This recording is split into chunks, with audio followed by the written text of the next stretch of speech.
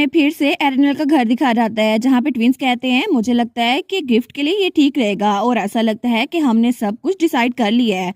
तो एरिनल कहती है हाँ मुझे भी ऐसा लगता है। तो नॉयल कहता है अगर ऐसे चलता रहा ना तो एरिनल तुम तो पार्टी की स्टार बन जाओगी और अगर ये एरल है ना तो मैं तुम्हें स्पॉटलाइट चुराने दूंगा और सब लोग कहेंगे कितनी फैंसी डेकोरेशन है ना वाओ।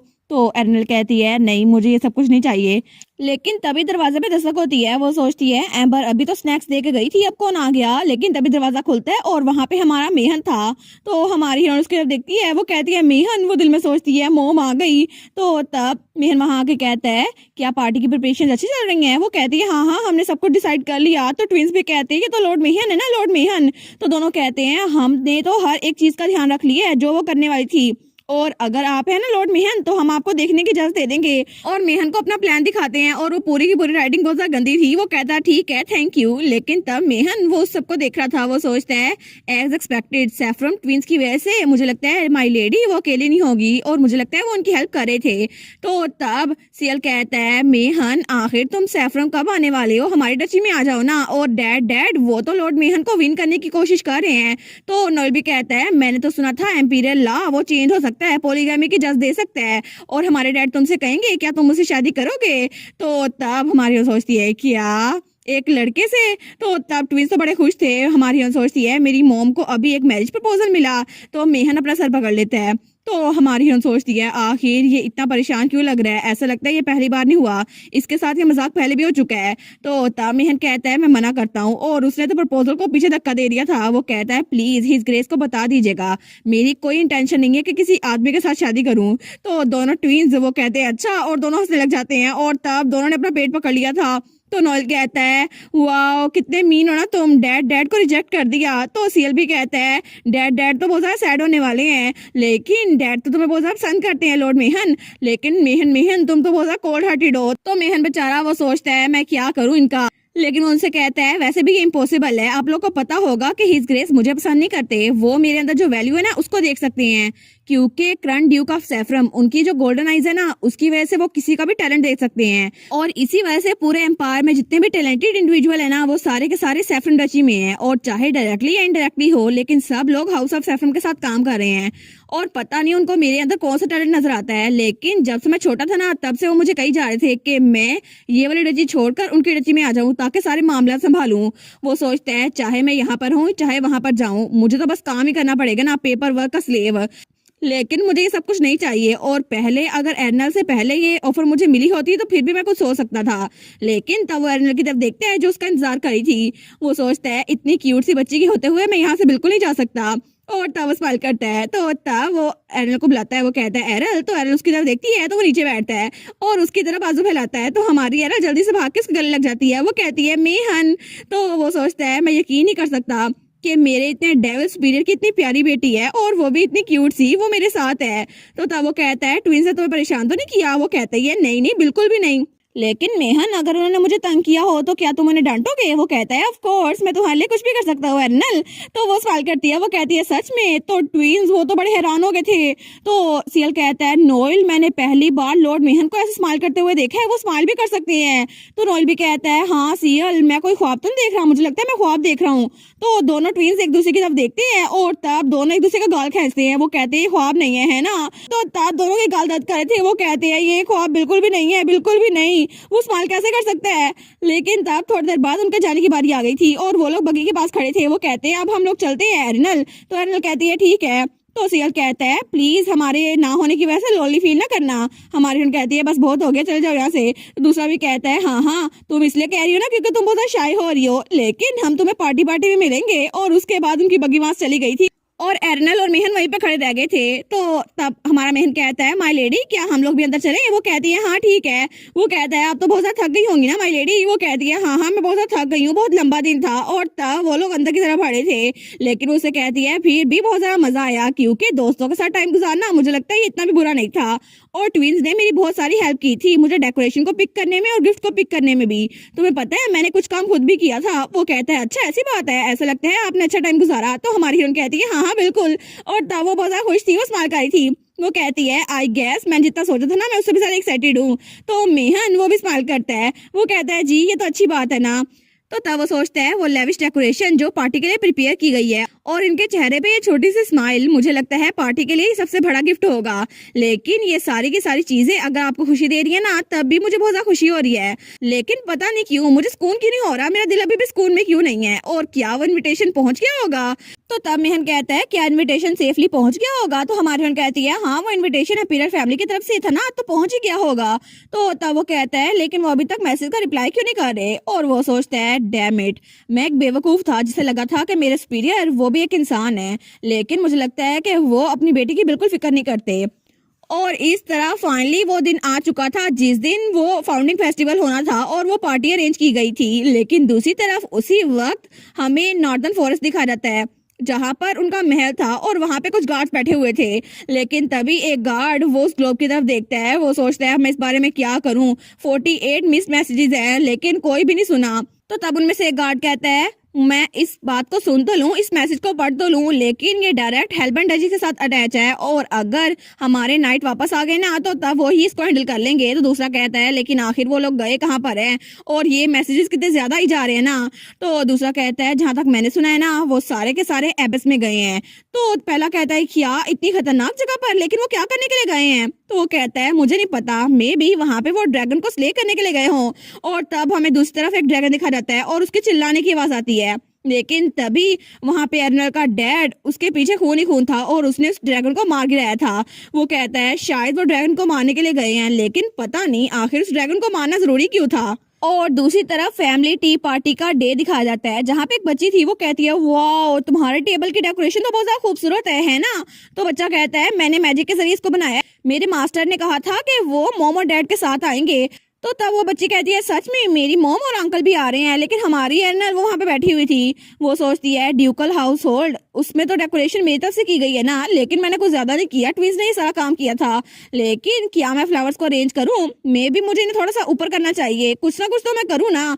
लेकिन तभी वहाँ टेबल के नीचे से उसे कोई बुलाता है एरल। वो सोचती है शायद मुझे लगता है मुझे किसी की आवाज आ रही है, लेकिन पता नहीं कौन होगा। तो फिर से टेबल के नीचे से आवाज आती है एरल। वो सोचती है मैं पता नहीं किसके बारे में सोच रही हूँ, लेकिन तभी टेबल के नीचे से किसी का हाथ निकलता है। वो सोचती है ये कौन है, लेकिन जब वहां पर देखती है ना तो वहां पे क्राउन प्रिंस पैसियन छुपा हुआ था।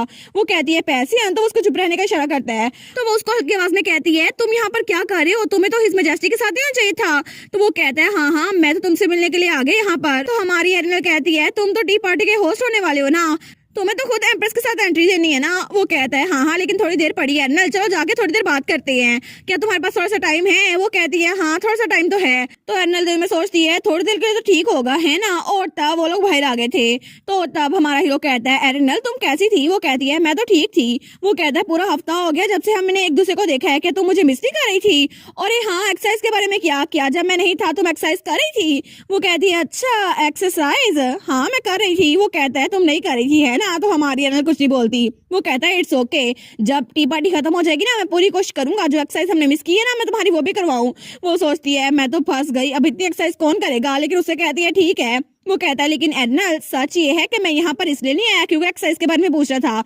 वो कहती है अच्छा फिर किस लिए आए थे? तो क्राउन प्रिंस कहता है मैं तो सच में तुम्हें देखना चाहता था अभी इसी वक्त, और तब वो स्माइल कर रहा था। वो कहता है मैं तो तब से एरनल के बारे में सोचता रहा था और मैं बस यही सोच रहा था कि एरनल ठीक है या फिर नहीं और उसकी पार्टी की प्रिपरेशन कैसे चल रही है। और मैं तो बस यही देख रहा था कि तुम कहाँ पर हो और तुम्हारी भूख वापस आई है या फिर नहीं, और तुम खाना खा रही होगी या फिर नहीं। लेकिन इस वक्त मैं सिर्फ तुम्हारा चेहरा देखना चाहता था और तुम्हें पता है इस वक्त मुझे कितना ज्यादा अच्छा लग रहा है क्योंकि तुम मेरे सामने हो। तो हमारी सोचती है बस मुझे ये ना कहना कि पैसियन हर वक्त मेरे बारे में सोच रहा था इस पूरे टाइम में जब वो टी पार्टी को होस्ट कर रहा था फिर भी।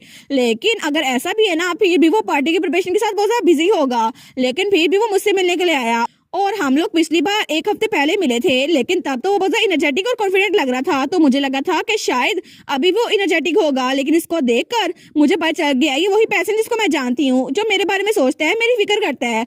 और जब भी हमारी आंखें मिलती है ना तो ये हमेशा मेरे तरफ दौड़ के आता है और वो कहता है मैं तुम्हें बहुत ज्यादा मिस कर रहा हूँ। और वो सोचती है पैसियन तो हमेशा एक ब्राइट स्माइल की तरफ मेरी तरफ दौड़ता आता है और शुरू में मुझे लगा था ये अफेक्शन सिर्फ थोड़ी देर के लिए है, लेकिन कभी कभार तो इसको समझना मुझे बहुत ज्यादा मुश्किल लगता है। लेकिन अभी के लिए मैं समझ सकती हूँ कि ये सच में अच्छे दिल का है और इसका दिल बहुत ज्यादा अच्छा है। और तब उसको गले लगाता है। वो सोचती है चलो इसको ऐसे मिलना ये तो बहुत ज्यादा रिफ्रेशिंग लगता है, लेकिन वो स्माइल करती है और कहती है हाँ मैं भी तुम्हें मिस कर रही थी। लेकिन तुम्हारे बारे में क्या पैसन, क्या तुम्हारी प्रिपरेशन अच्छी से चल गई? वो कहता है हाँ हाँ बिल्कुल सब कुछ परफेक्टली हो गया और मैं पार्टी का होस्ट होने वाला हूँ ना, तो मैं गेस्ट को डिसअपॉइंट नहीं कर सकता। और चलो अंदर चलते हैं, उसके बाद मैं भी देखूंगा इन्होंने कितना काम किया है ना। तो वो सोचती है पार्टी का होस्ट, ठीक है मैं समझ गई, लेकिन आज के लिए मुझे लगता है कि होस्ट वो ही पार्टी के गेस्ट को वेलकम करेगा। लेकिन फिर भी पता नहीं हैप्पी गैदरिंग होगी या फिर नहीं, क्योंकि पिछली बार की तरह अगर लोगों ने मेरा मजाक उड़ाया तो तब वो कहता है ठीक है ना पार्टी में वापस चलते हैं, ठीक है। तो तब वो आगे बढ़ने लगता है, तो हमारी अनिल कहती है हाँ ठीक है हम लोग वापस चलते हैं। और थोड़ी देर बाद ही वो फैमिली टी पार्टी में वापस आ गए थे और वहाँ पे बहुत सारे लोग थे। और तभी वहाँ पर एंट्री होती है हमारी एम्प्रेस की, एम्प्रेस अजीनी। वो कहती है सब लोगों ने प्रिपरेशन के लिए बहुत ज्यादा मेहनत की, प्लीज अपने दिल से एंजॉय कीजिएगा। तो सब लोग कहते हैं जी जी और मेजेस्टी। और तब एम्प्रेस, उन्होंने तो हर किसी को अपने हाथ से लेटर लिख के भेजे थे, उनकी फैमिलीज को अपनी तरफ बुलाया था इस महल में ताकि लोग एंजॉय कर सके। वो सोचती है ये तो इवेंट का पार्ट 1 था ना, लेकिन वो सोचती है यहाँ पर तो वो सारे लोग आए हुए हैं जिनको मैंने कभी न्यूज़पेपर में देखा था। और तभी उसको आवाज आती है ग्रैंड मास्टर आप हैं, आपसे मिलकर तो बहुत ज्यादा खुशी हुई। तो तब वहाँ पर देखती है तो वहाँ पर एक काले बालों वाला लड़का खड़ा हुआ था। वो कहता है मैं भी यहाँ पर एक गेस्ट हूँ तो प्लीज कंफर्टेबली एंजॉय कीजिएगा। वो कहता है जी जी। और हारून उसके साथ खड़ा हुआ था। वो सोचती है ये तो डेफिनेटली हारून का डैड है ना, और वो तो बहुत ज्यादा हैंडसम था। वो कहता है आज तो बहुत ज्यादा जाने पहचाने चेहरे यहाँ पे देखने को मिल रहे हैं, और वो था master of Alban sword duke मैसवक। और तब हमारी हम सोचती है इसका मतलब है हारून का फादर है ना, ये तो बहुत ज्यादा पावरफुल है। लेकिन तभी उसकी नजर हमारी हीरोइन पे पड़ती है, तो हमारी सोचती है कि यार ये मेरी तरफ देख रहा है। लेकिन तभी वो उसकी तरफ देखकर स्माइल करता है, तो हमारी हीरोइन वो सोचती है कि क्या अभी हारून के डैड ने मेरी तरफ देखा।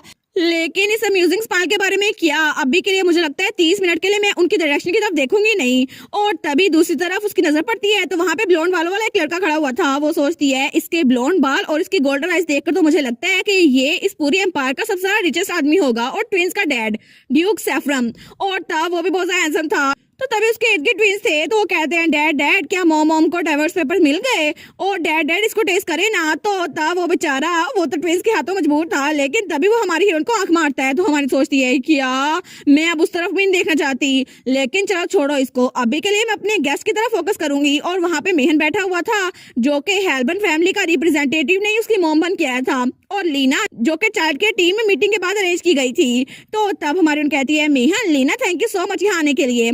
तो मेहन कहता है ये तो हमारा ऑनर था ना कि आपने हमें इनवाइट किया। तो लीना भी कहती है जी जी बिल्कुल, और अगर आप थैंकफुल हैं ना तो वापस जाके हम एंशिएंट क्रॉनिकल्स के बारे में डिस्कस करेंगे। तो एर्नल कहती है मुझे नहीं लगता लीना। तो वो कहती है ओहो। तो हमारी और वहां पर इर्द गिर्द देखती है, वो सोचती है ऐसा लगता है कि सारी टेबल पर ज्यादा लोग हैं, सिर्फ हमारी टेबल पर सिर्फ 2 लोग हैं, लेकिन सारे के सारे गेस्ट क्या सब आ गए। लेकिन तभी वहां पर बहुत जोर की आवाज आती है। तो तब हमारी वहां पर देखती है तो मेहन कहता है ऐसा लगता है फाइनल गेस्ट वो आ चुकी हैं। तो हमारी सोचती है फाइनल गेस्ट। तो तभी वहां पर ऐलान होता है हम लोग अब अनाउंस कर रहे हैं his highness the crown prince के गेस्ट को, और वहां पे प्रिंसेस आ रही थी। तो हमारी उसको देखती है, वो सोचती है सिल्वर बाल बिल्कुल पैसन की तरह और रेड आइज। इसको देखकर तो मुझे लगता है ये कोई और नहीं पैसन की छोटी बहन प्रिंसेस सीरिया होगी। और तब सीरिया वहां चलती हुई आ रही थी। वो सोचती है मैं डेफिनेटली श्योर हूँ कि ये वही है, लेकिन आखिर क्यों वो एम्प्रेस के पास क्यों नहीं रुकी। और तब वो हमारी उनकी तरफ भाड़ी थी। वो सोचती है ये मेरे पास क्यों आ रही है। तो तब सीरिया उसके टेबल के पास पहुंचती है और कहती है तुम जरूर एर्नल सिग्रिया हेल्बन होगी है ना। और तब वो स्माइल कर रही थी। वो कहती है मुझे पता था कि इतने सारे इंतजार का बहुत ज्यादा फायदा होगा, क्योंकि फाइनली मैं तुमसे मिल ही पाई एर्नल, बहुत ज्यादा खुशी हुई तुमसे मिलकर। और इसी के साथ ये वाला पार्ट यहीं पर ख़त्म। तो आप लोग बताइएगा आप लोग को ये पार्ट कैसा लगा, और वीडियो को लाइक और चैनल को सब्सक्राइब लाजमी कीजिएगा। बाकी वीडियोस का लिंक भी स्क्रीन पर नज़र आ रहा होगा, तो काइंडली उनको भी चेकआउट कर ले। और thank you so much for watching my videos. Stay safe, bye bye.